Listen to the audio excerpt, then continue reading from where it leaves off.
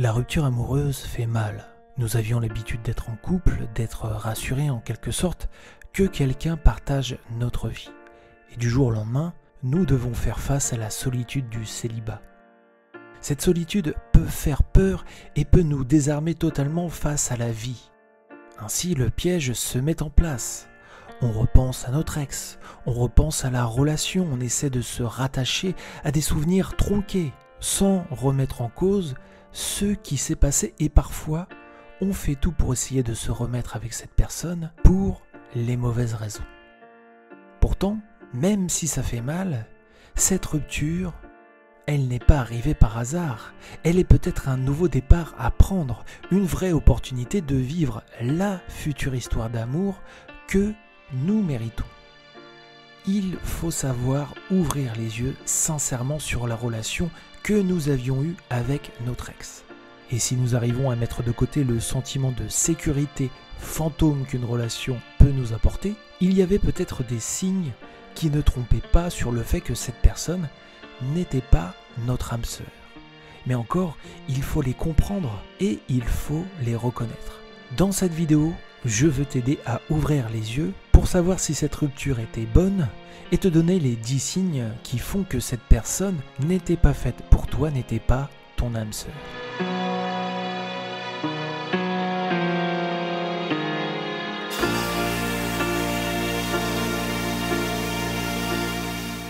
Tu ne pouvais pas faire confiance à ton ex. Rappelle-toi, est-ce que tu avais confiance à 100% en ton ou ta partenaire passé? Si ce n'était pas le cas, c'est que ce n'était pas ton âme sœur. La confiance d'un couple, elle se gagne et elle est atteinte au moment où tu sais que tu donnerais ta vie pour l'autre, sans poser de questions. C'est-à-dire que quoi qu'il arrive, tu serais prêt à tous les sacrifices et vice-versa. Et c'est très important que cette confiance, elle doit être mutuelle. Elle ne peut fonctionner que dans un seul sens. Et sans même parler de sacrifice, prenons par exemple la plus banale des situations. Exemple, ton ex allait en soirée sans toi. Avais-tu confiance en lui, en elle? Est-ce que ton intuition te plongeait dans le doute et la déraison? Est-ce que cette personne était faite pour toi? Si à chaque fois que vous n'étiez pas ensemble, tu remettais en doute la confiance que tu avais pour lui, pour elle.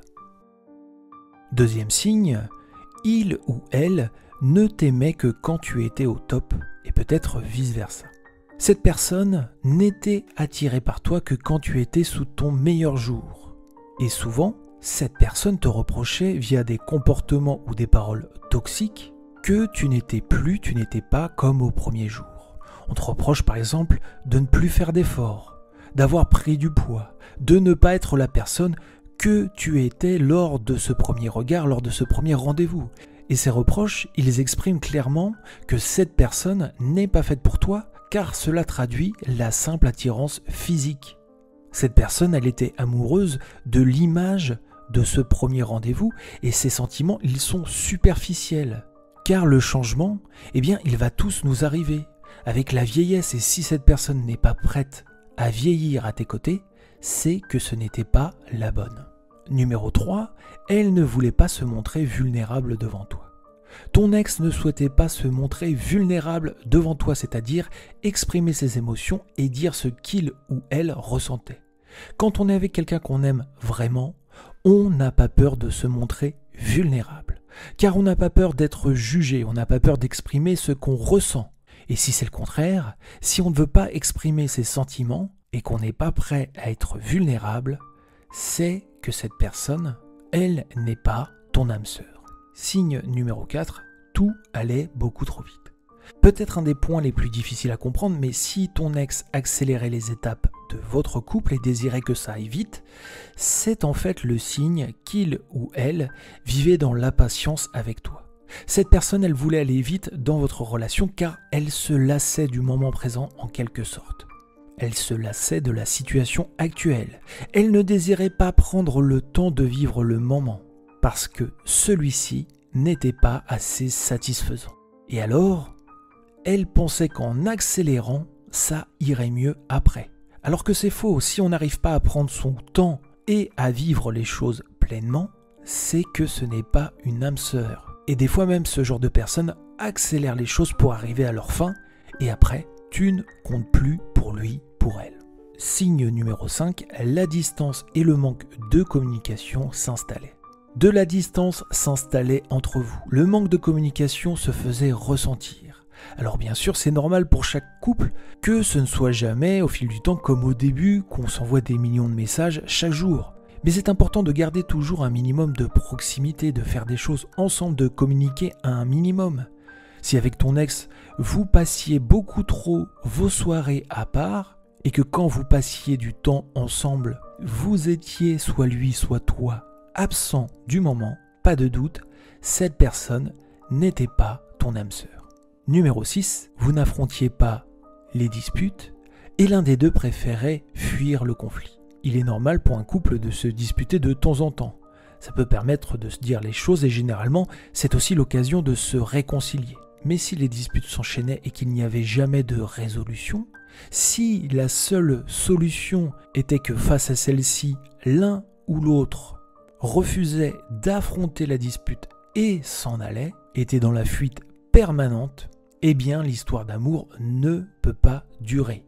Et ce n'est sûrement pas ton âme sœur. 7. Développement de l'anxiété, incapacité d'exprimer ses émotions. Si tu développais peut-être de l'anxiété et qu'au fur et à mesure de ta relation avec ton ex, tu sentais cette boule au ventre qui t'empêchait d'être sereine, serein, cette personne n'était pas faite pour toi. Ça a pu s'exprimer de différentes manières, tu n'arrivais plus à dormir la nuit, tu avais peur de son comportement sans cesse, tu avais une sorte de pression qui te gagnait. Cette anxiété, elle faisait que tu préférais partager des moments en dehors de chez toi et surtout pas avec ton ex que vivre ta relation qui développait chez toi ce ressassement constant, cette anxiété. Numéro 8, tu avais peut-être peur d'être toi-même et ainsi peur de perdre l'autre. Tu ne pouvais être toi-même car tu avais peur qu'en étant toi-même, tu ne plaises pas, tu ne plaises plus à ta partenaire. Et inconsciemment, quand on joue le rôle de quelqu'un d'autre, quand on n'est pas soi-même, on sait qu'en réalité, on n'a rien en commun avec la personne qu'on est censé aimer. On a beau essayer d'être quelqu'un d'autre, quelqu'un qui plairait à cette personne, quelquefois c'est même cette personne qui veut absolument que vous soyez quelqu'un d'autre, qui veut vous changer pour entrer dans le moule qu'elle a prédéfini. C'est bien un temps, mais notre nature profonde nous rattrape toujours et finalement, nous devons être qui nous sommes.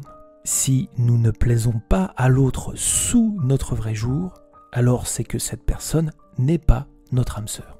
Numéro 9, fantasmer sur une autre relation.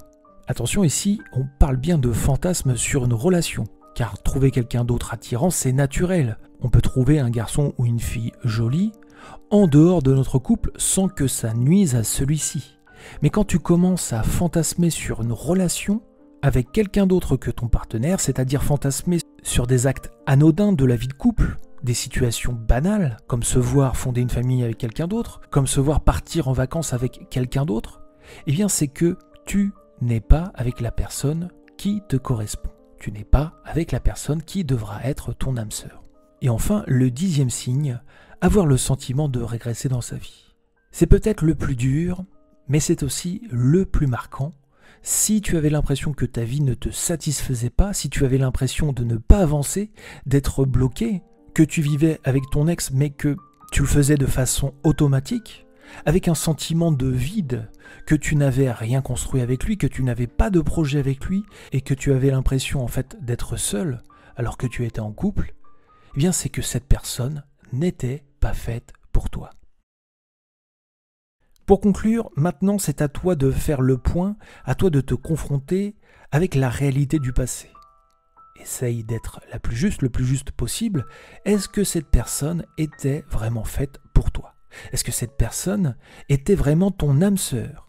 La douleur et l'émotion du moment nous rendent parfois aveugles. Mais crois-moi, pour l'avoir vécu, avec le temps et une fois le véritable amour rencontré, quand on pense à cet ex qui, pourtant, au moment de la rupture, semblait être la personne de notre vie, parce qu'on a perdu quelque chose et on courait après ce quelque chose, eh bien on se rend compte que, en faisant la liste de tous ces souvenirs, de tous ces moments passés, à l'inverse de ce que j'ai pu te dire en introduction, ce qui nous revient avec le temps et pas au moment immédiat, eh bien ce sont seulement les mauvais souvenirs. Et ces mauvais souvenirs de cette relation passée, ils nous font réaliser en quoi on a de la chance de vivre enfin le véritable amour, celui que tu mérites, car tu mérites d'aimer et tu mérites d'être aimé, d'avoir une confiance aveugle en ta partenaire, d'être vulnérable et de trouver réconfort auprès de lui, auprès d'elle. Tu mérites d'affronter la vie avec un partenaire, une partenaire qui sera là pour toi, qui formera avec toi une véritable équipe pour tenir la distance et construire ta vie. J'espère que cette vidéo t'aura aidé. Si tu as besoin de plus de conseils sur ta vie sentimentale, je te renvoie vraiment à notre chaîne Cœur brisé, où à travers mes vidéos, je n'ai qu'un seul but, t'aider à trouver ton indépendance et ton bonheur au niveau de ta vie sentimentale. N'hésite pas à t'abonner, à liker et à faire part à la communauté de ton expérience, car c'est aussi ça, Cœur brisé, c'est une communauté forte où chacun s'exprime avec bienveillance. Je te dis à très bientôt pour une nouvelle vidéo.